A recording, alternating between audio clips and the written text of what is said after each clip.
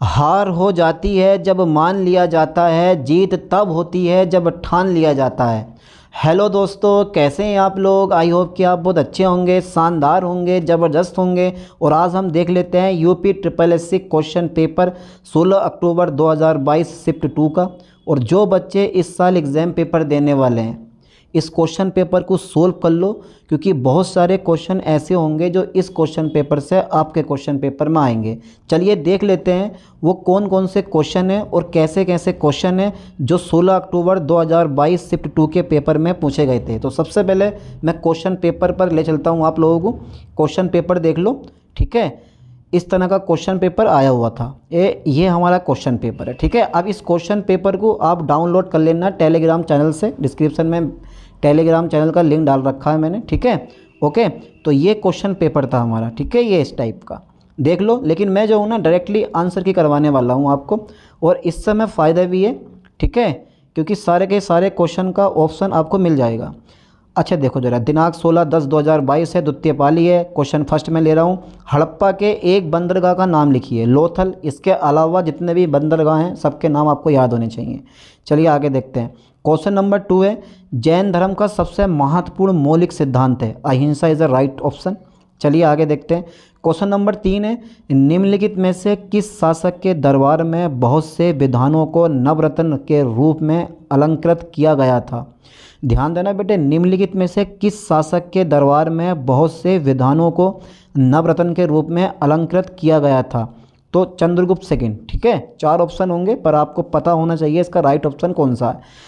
दिल्ली सल्तनत के निम्नलिखित राजवंशों में से किसने सबसे कम अवधि तक शासन किया। खिलजी ने, ठीक है, is a right option. Okay, Alauddin Khilji, ठीक है। और यानी कि लिखा है कि इसमें राजवंशों में से किसने सबसे कम अवधि तक शासन किया। सबसे कम अवधि तक शासन करा, लेकिन इतना बड़ा साम्राज्य स्थापित कर दिया कि अगले 300 साल तक कोई भी राजा इतना बड़ा साम्राज्य स्थापित नहीं कर सका। इतना खतरनाक शासक था खिलजी, अलाउद्दीन खिलजी। चलिए आगे देखते हैं। क्वेश्चन नंबर 5 है, डलहौजी ने भारत में ब्रिटिश साम्राज्य के लिए अवध को कब्जे में लिया, यानी कि हड़प नीति के माध्यम से। बिल्कुल राइट ऑप्शन है, हड़प नीति के माध्यम से। ओके, आगे बढ़ाता हूँ। क्वेश्चन नंबर 6 है, निम्नलिखित में से किनके द्वारा 1857 की क्रांति शुरू की गई थी। बहुत बढ़िया क्वेश्चन है। इतिहास के सारे क्वेश्चन इजी आते हैं, पढ़े पढ़ाए आते हैं, यानी कि सब किताबें पढ़ी पढ़ाई थी, सारे किस्से सुने सुनाए थे, लेकिन हम हवा को गले लगाए थे, है भाई। तो निम्नलिखित में से किनके द्वारा 1857 की क्रांति की शुरुआत की गई थी। सिपाहियों के द्वारा। बहुत ज़बरदस्त क्वेश्चन है। अच्छा, एक क्वेश्चन और पूछा 7वां, बंगाल में आंदोलन के दौरान तिरंगा झंडा लाल, हरा और पीला डिज़ाइन किया गया था। किसने। स्वदेशी, ठीक है, इज द राइट ऑप्शन। अच्छा, क्वेश्चन नंबर 8 देख लो। खलीफा की अस्थायी शक्तियों की रक्षा के लिए मार्च में बॉम्बे में एक खिलाफत समिति का गठन किया गया था 1919 में। Is a right option. चलिए मैं आगे बढ़ाता हूँ। क्वेश्चन पेपर देख लेना आप, ज़रूरत पड़े तो, वरना क्वेश्चन पेपर की ज़रूरत पड़ेगी नहीं, क्योंकि यही आपका सब कुछ है। क्वेश्चन भी है, आंसर भी है। भारत सरकार अधिनियम 1935 के अनुसार मुख्य न्यायाधीश के साथ कितने न्यायाधीशों की नियुक्ति की गई थी। 6, ठीक है, इधर राइट ऑप्शन 6। निम्नलिखित में से कौन सी घटना की प्रतिक्रिया में भारत छोड़ो आंदोलन चलाया गया था। क्रिप्स मिशन की विफलता। जब क्रिप्स मिशन की विफलता हुई थी तो भारत छोड़ो आंदोलन चलाया गया था, ठीक है। ओके, अच्छा एक क्वेश्चन और है, अरावली पर्वत, ध्यान देना, अरावली पर्वत श्रेणी में सबसे ऊंचा शिखर कौन सा है। अरावली पर्वत श्रेणी में सबसे ऊंचा शिखर कौन सा है। गुरु शिखर, ठीक है, इज अ राइट ऑप्शन। अरे यार, आप लोगों के लिए ये क्वेश्चन तो बहुत इजी होंगे। कुछ बच्चे कमेंट करते हैं कि सर इतना इजी पेपर नहीं आएगा, पर आया है 2022 में। अब 2025 का पेपर कैसा आएगा वो भी देख लेंगे, जब पुराने क्वेश्चन पेपर की हमें तैयारी है अच्छे से, और हमने अच्छे से सब कुछ तैयार करा है, तो देख लेंगे पेपर को। चलिए, ग्रीष्म काल में उत्तरी मैदानों में बहने वाली पवन कहलाती है। ग्रीष्म काल में उत्तरी मैदानों में बहने वाली पवन कहलाती है लू। लू इज़ अ राइट ऑप्शन, ठीक है। चलिए मैं आगे बढ़ाता हूँ। अच्छा, क्वेश्चन नंबर 13 है, भारत की मानक यमोत्तर रेखा है। बहुत बढ़िया क्वेश्चन है। भारत की मानक यमोत्तर रेखा है तो 82 डिग्री 30 मिनट पूर्वोत्तर देशांतर, ठीक है, पूर्व देशांतर। अच्छा आगे देखते हैं, क्वेश्चन नंबर 14 है हमारा, उत्तर प्रदेश के निम्नलिखित में से किस जिले में नैमिषारण्य तीर्थ स्थान अवस्थित है? सीतापुर में। अच्छा ये बताओ कौन सा सबसे ऊंचा भारतीय शिखर है? ध्यान देना, कौन सा सबसे ऊंचा भारतीय शिखर है? कंचनजंगा। कंचनजंगा जो है सबसे ऊंचा भारतीय शिखर होता है। अच्छा क्वेश्चन नंबर 16 है, नई आर्थिक नीति के सामान्यतः विकास के मॉडल के रूप में भी जाना जाता है एलपीजी। एलपीजी के नाम से भी जाना जाता है। कोई भी कंपनी एक सरकारी कंपनी है यदि उसमें कम से कम प्रदत्त पूंजी सरकार के अधिकार में होती है। ये क्वेश्चन बड़ा दमदार है, 51%। ओहो। अच्छा क्वेश्चन नंबर 18 है, हॉलमार्क लोगो का उपयोग निम्न में से किसके लिए होता है? हॉलमार्क लोगो का उपयोग, लोगो मतलब आदमी नहीं होगा यहाँ पे, हॉलमार्क लोगो होता है, ठीक है, का उपयोग निम्न में से किसके लिए होता है? जेवर के लिए होता है। आता नहीं है हॉलमार्क का लोगो लगा हुआ जेवर खरीदो पर महंगा होता है। कृषि तथा ग्रामीण क्षेत्रों को वित्त पोषण करने वाले एक केंद्रीय या शीर्ष संस्था है NABARD. Is a right option. भाई आप लोगों के लिए ये क्वेश्चन बड़े इजी हैं, हकीकत बता रहा हूँ मैं, लेकिन क्वेश्चन हैं तो और देखने भी पड़ेंगे और सोल्व भी करने पड़ेंगे। अभी ज़रा सब्र रखो, आने वाले हैं तुम्हारे लेवल के क्वेश्चन, घबराओ मत। 1991 के आर्थिक सुधारों के द्वारा निम्न में से किस समस्या की ओर ध्यान दिया गया था? विदेशी मुद्रा भंडार में संकट। Is the right option. अच्छा बेटा 21वां क्वेश्चन है, निम्न में से कौन सा अनुच्छेद धन विधेयक को परिभाषित करता है? कौन सा अनुच्छेद धन विधेयक? तो धन विधेयक को प्रदर्शित परिभाषित करने वाला अनुच्छेद का नाम है अनुच्छेद 110। ओके। अच्छा क्वेश्चन नंबर 22 आ गया, वे आदर्श हैं जिन्हें राज्य को नीतियों का निर्माण करते समय ध्यान में रखना चाहिए। राज्य नीति के निर्देशक सिद्धांत, ठीक है, ओके।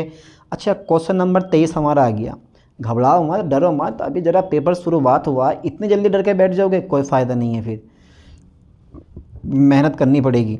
निम्न में से किसमें मौलिक कर्तव्यों को उल्लेखित किया गया है? भाग 4 का में, ठीक है, यानी कि 4 ए में। ओके। अच्छा ठीक है, क्वेश्चन नंबर 24 है हमारा, भारतीय संविधान का अनुच्छेद 343 किसके बारे में है? भारतीय संविधान का अनुच्छेद 343 किसके बारे में है? अब संविधान के 5 क्वेश्चन आते हैं बेटे, पढ़ने पड़ेंगे आपको। राष्ट्रीय आंदोलन के 5 क्वेश्चन आते हैं। संघ की परिभाषा, संघ की परिभाषा। अच्छा क्वेश्चन नंबर 25 है, निम्न में कौन सी सर्वोच्च न्यायालय के न्यायाधीश की सेवा निवृत्ति की सही आयु है? 65 वर्ष। Is a right option. Okay sir. अच्छा क्वेश्चन नंबर 26 है, निम्न में से कौन सा इंद्रधनुष के 7 रंगों में से एक रंग नहीं है?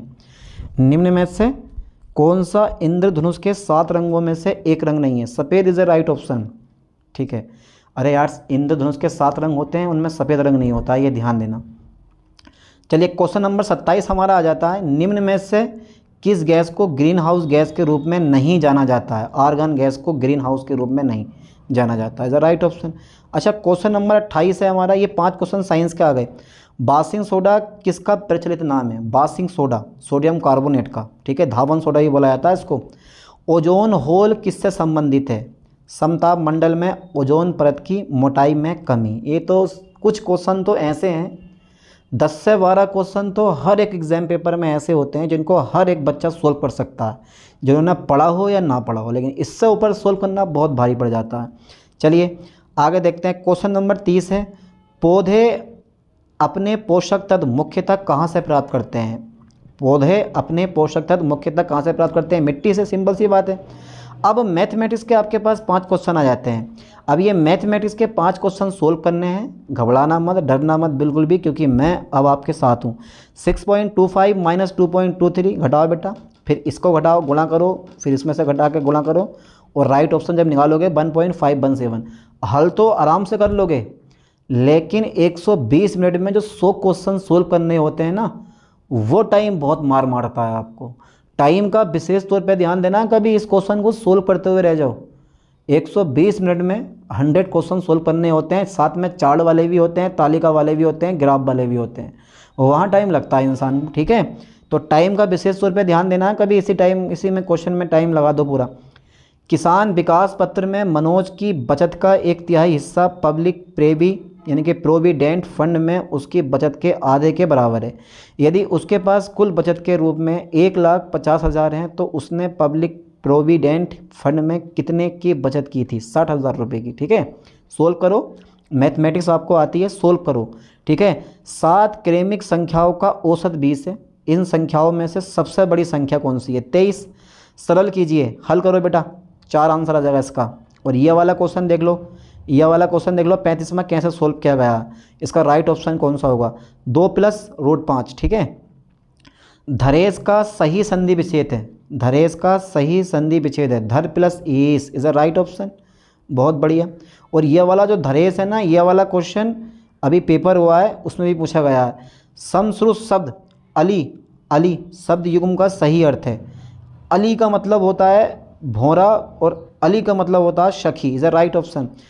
हिंदी के 5 क्वेश्चन है ये हमारे। नागर का पर्यायवाची शब्द है, नागर मतलब चतुर। सन्यासी का विलोम शब्द है गृहस्थ, हाँ यार, सन्यासी का विलोम शब्द गृहस्थ होता है। कोहलू का बैल न होना, कोहलू का बैल होना का अर्थ है बुरी तरह काम में लगे रहना। कोहलू का बैल होना इज अ राइट ऑप्शन। बात बिल्कुल सही है यार, बुरी तरह काम में लगे रहना। पहले बेटे पैसेज पढ़ो ये वाला, read the passage carefully and answer the corresponding question. 2 question है 41 से 42 तक, पढ़ लिया? पढ़ो। ठीक है, अब बेटा ये पढ़ो, पूरा पढ़ो, पूरा पैराग्राफ पढ़ो, ये वाला पैसेज पढ़ो पूरा।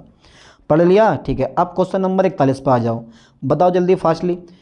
Joy mother did not want him to go the public school because Joy would get distracted by girls. ओहो, वेयर डिड जॉय मीट, क्या लिखो भाई? ये sermon is a market, right option. ठीक है, आगे देखते हैं। क्वेश्चन नंबर 43 है, choose the correct synonym random. Random का जो सिनोनियम होगा वो क्या होगा? एक्सीडेंटल। ठीक है, चोज द करेक्ट एंटोनियम, तो इसका राइट ऑप्शन ब्यूटीफुल का क्या होगा? अगली।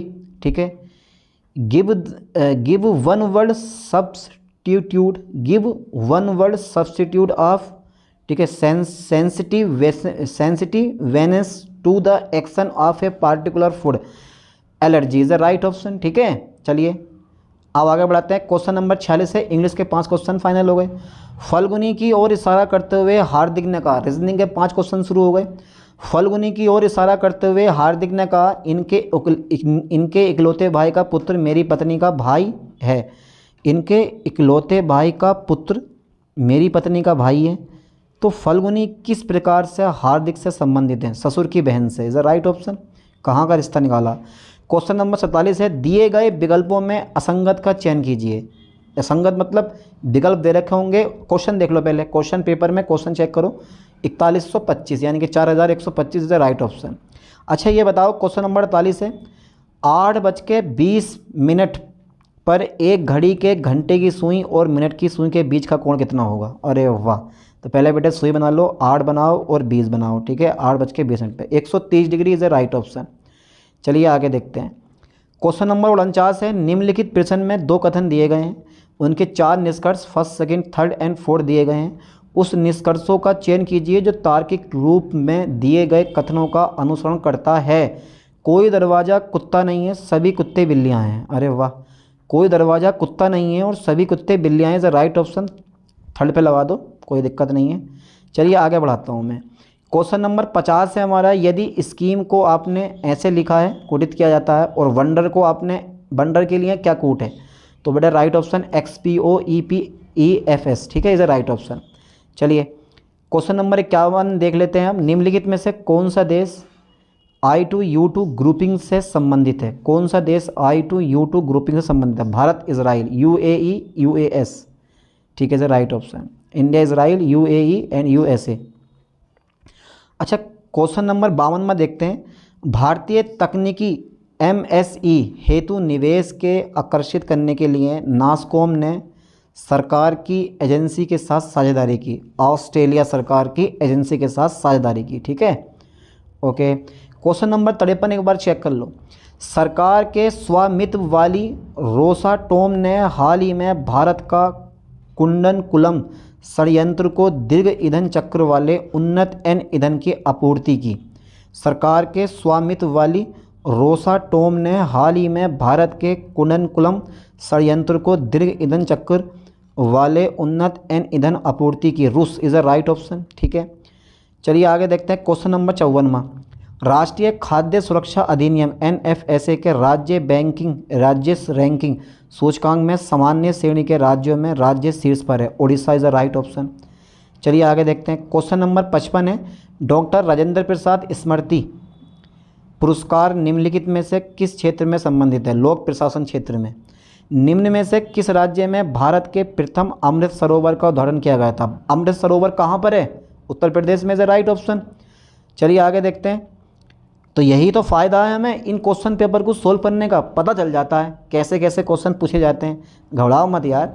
निम्नलिखित में से किस राज्य में हाल ही में यूरेनियम खनन भंडार पाए गए हैं? राजस्थान में, ये सबको पता है। चलिए आगे देखते हैं। क्वेश्चन नंबर 58 है हमारा।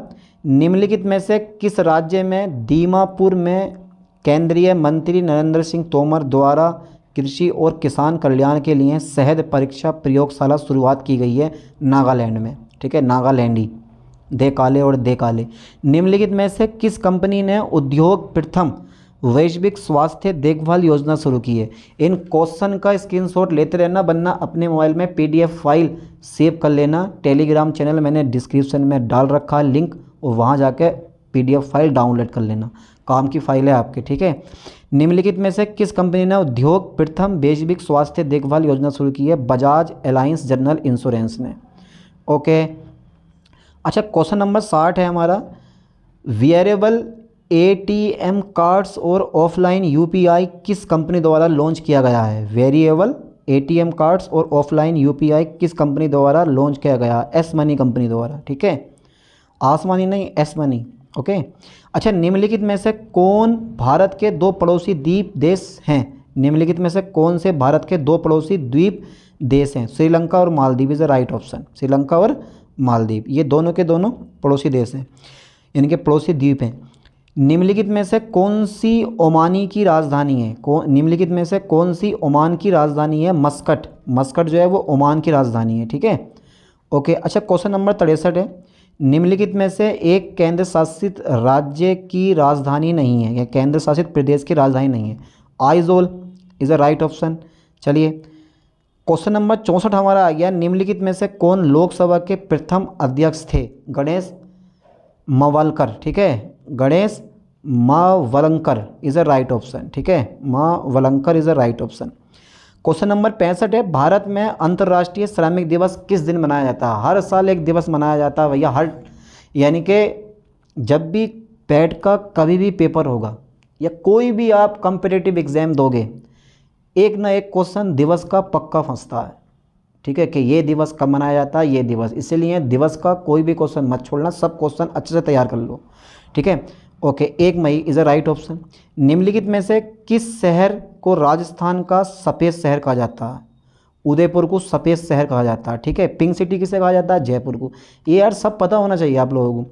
अच्छा ये बताओ, संगाई महोत्सव निम्नलिखित में से किस राज्य में आयोजित किया जाता है? संगाई महोत्सव निम्नलिखित में से किस राज्य में आयोजित किया जाता है? मणिपुर में। कोई बता देगा इसका आंसर। चलिए क्वेश्चन नंबर 68 हमारा आता है। संयुक्त राज्य अमेरिका का राष्ट्रीय खेल कौन सा? बैडमिंटन। बेसबॉल। संयुक्त राज्य अमेरिका का राष्ट्रीय खेल कौन सा? Baseball is a right option. चलिए क्वेश्चन नंबर 69 है। निम्नलिखित में से किस व्यक्ति ने हिंद स्वराज पुस्तक लिखी है? हिंद स्वराज लिखने वाले सिर्फ एक ही व्यक्ति हैं, और वो हैं हमारे महात्मा गांधी। चलिए आगे देखते हैं। हरित लेखांकन ग्रीन आउटिंग का अर्थ है कि आकलन को ध्यान में रखते हुए देश की राष्ट्रीय आय का मापन, प्रदूषण एवं पर्यावरण हानि is a right option. Question number 71 से 75, फिर 76 से 80 तक गद्यांश के क्वेश्चन पूछे जाते हैं 10।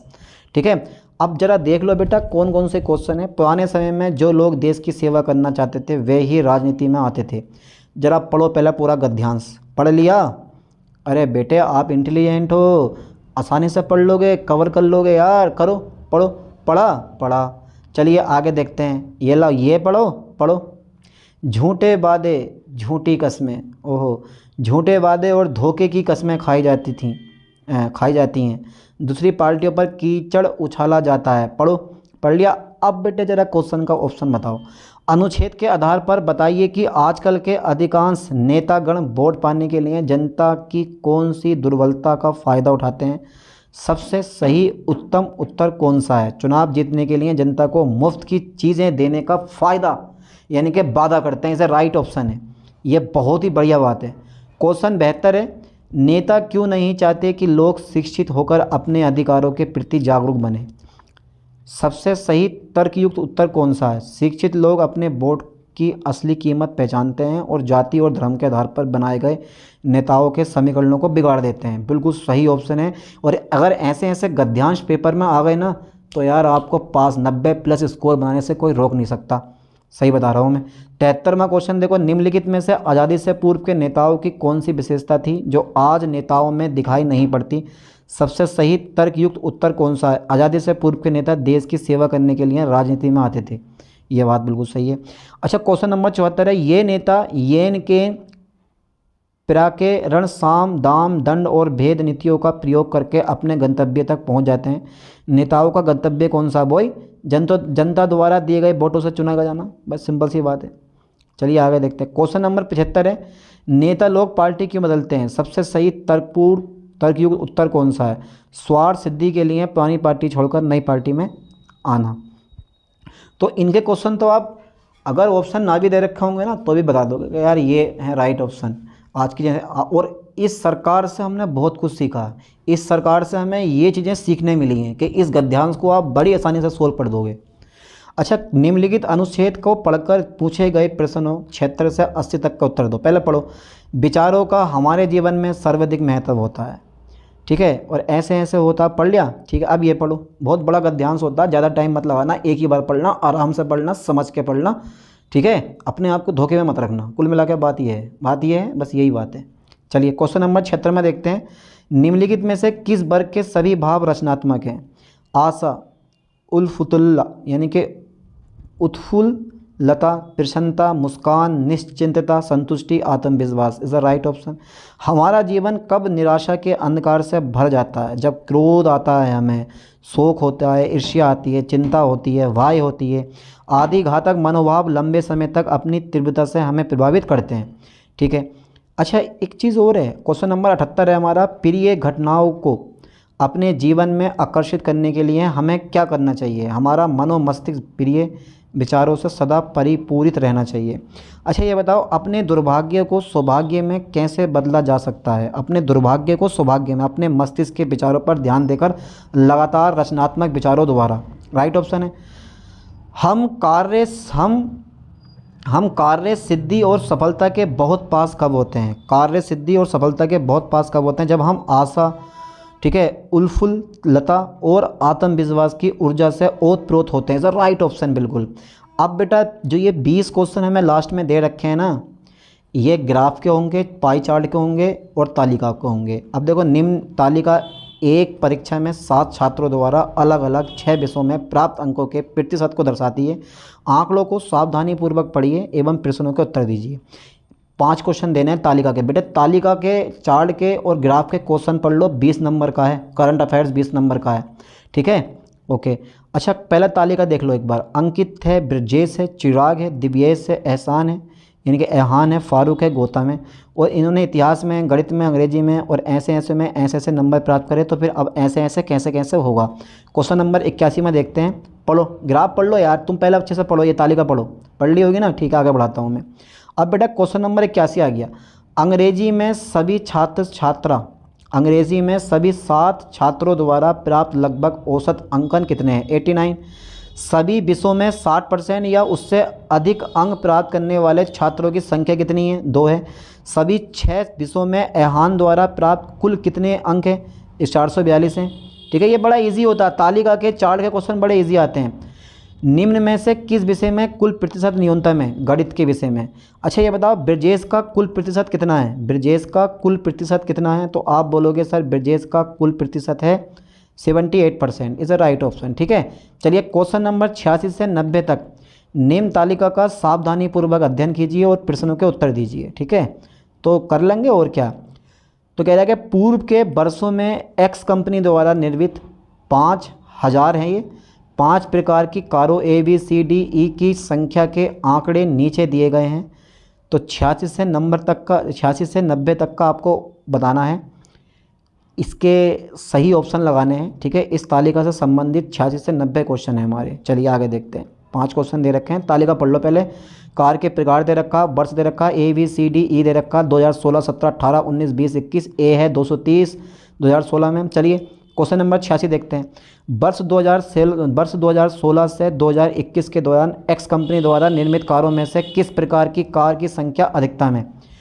कहा मैं 2016 से 2021 तक, 2016 से 2021 तक, ठीक है, के दौरान एक्स कंपनी द्वारा निर्मित कारों में से किस प्रकार की संख्या अधिकतम है? एक्स कंपनी द्वारा ना, ठीक है, एक्स कंपनी द्वारा सबसे अधिक किस में है? ए कार द्वारा है, ठीक है, इज़ द राइट ऑप्शन। चलो, वर्ष 2016 से 2021 तक कार ए के उत्पादन में अनुमानित वृद्धि कितने प्रतिशत की गई थी? 10.87%। अच्छा ये बताओ, पिछले वर्षों में किस प्रकार की कार के उत्पादन में सतत वृद्धि दर्ज की गई थी? इनमें से कोई नहीं, राइट ऑप्शन। 4 ऑप्शन होंगे, चारों के 4 ऑप्शन होंगे, चारों में से एक ऑप्शन सही है, ये वाला, none of this. Question number 82 है हमारा, क्वेश्चन नंबर 82 है हमारा। चलो चेक कर लेते हैं एक बार क्वेश्चन नंबर 82 को, ठीक है, इज़ द राइट ऑप्शन। देखते हैं 82 का, नहीं 82 नहीं है, ओके। क्वेश्चन नंबर 89 है।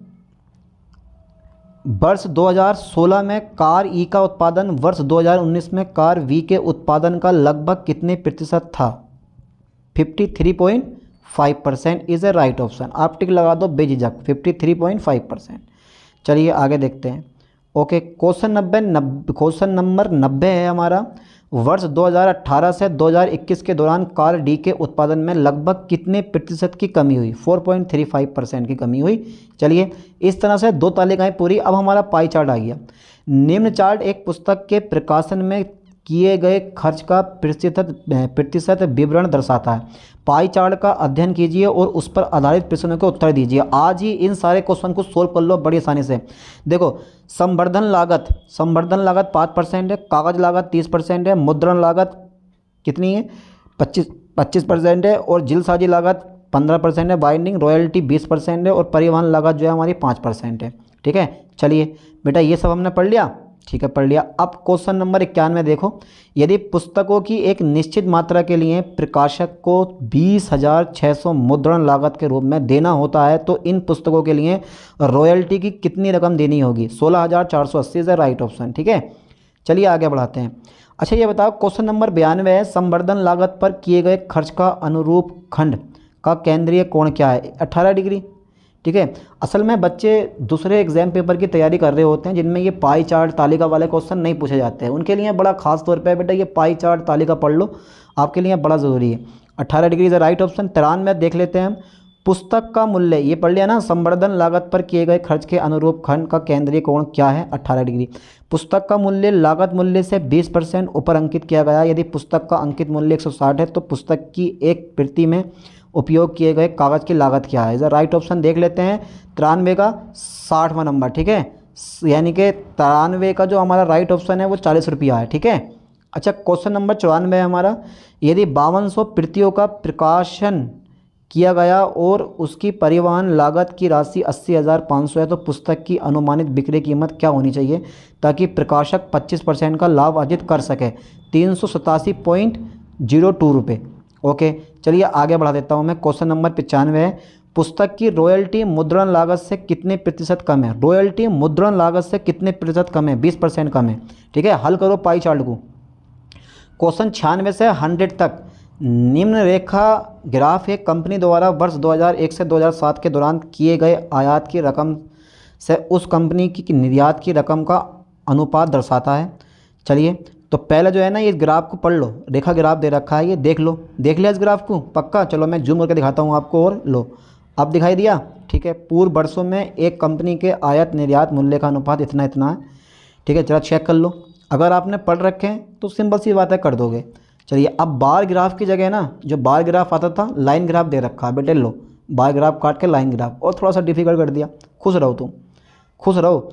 चलिए क्वेश्चन नंबर 96 देखते हैं। यदि वर्ष 2004 में आयत 240 करोड़ था और वर्ष 2004 एवं 2005 का कुल संयुक्त निर्यात 500 करोड़ था तो वर्ष 2005 में आयत कितना था? 450 crore is the right option. चलिए मैं आगे देखता हूँ।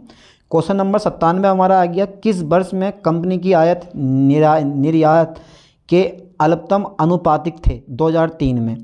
अच्छा, 98वां क्वेश्चन है, वर्ष 2003 से 2004 तक आयात में कितने प्रतिशत वृद्धि हुई थी? डेटा अपर्याप्त है, ठीक है, कोई डेटा यहाँ पे पर्याप्त नहीं है। क्वेश्चन नंबर 43, क्वेश्चन नंबर 99 है, यदि 2002 में कंपनी का आयात 260 करोड़ था तो 2002 में कंपनी से निर्यात था कितना था? 325 करोड़ रुपया। अच्छा, क्वेश्चन नंबर 100 है, दिए गए वर्षों में से कितने वर्षों में निर्यात आयात से अधिक था? 4 वर्षों में, इज़ अ राइट ऑप्शन। तो पूरे मैंने 100 क्वेश्चन यहाँ पे आपको सोल्व करवा दिए, आंसर की दे दी। इन क्वेश्चन को अच्छे से नोट करना है, पढ़ना है, समझना है, और यही क्वेश्चन एग्जाम पेपर में आने वाले हैं, ऐसे कुछ मान के पढ़ लेना, ठीक है। तो कोई भी क्वेश्चन मिस मत करना, बहुत सारे क्वेश्चन ऐसे होंगे जो आपके क्वेश्चन पेपर में फंसेंगे। बाकी ये हमारा क्वेश्चन पेपर है, देख लो, ठीक है, कैसे कैसे क्वेश्चन पूछे गए थे, किस तरह के। देखो ये है, भारत में अंतर्राष्ट्रीय श्रमिक दिवस किस दिन मनाया जाता है? 1 मई को। सी पे टिक लगा हुआ है, टी भी लगा रखे हैं, ठीक है। तो अच्छे से पढ़ो।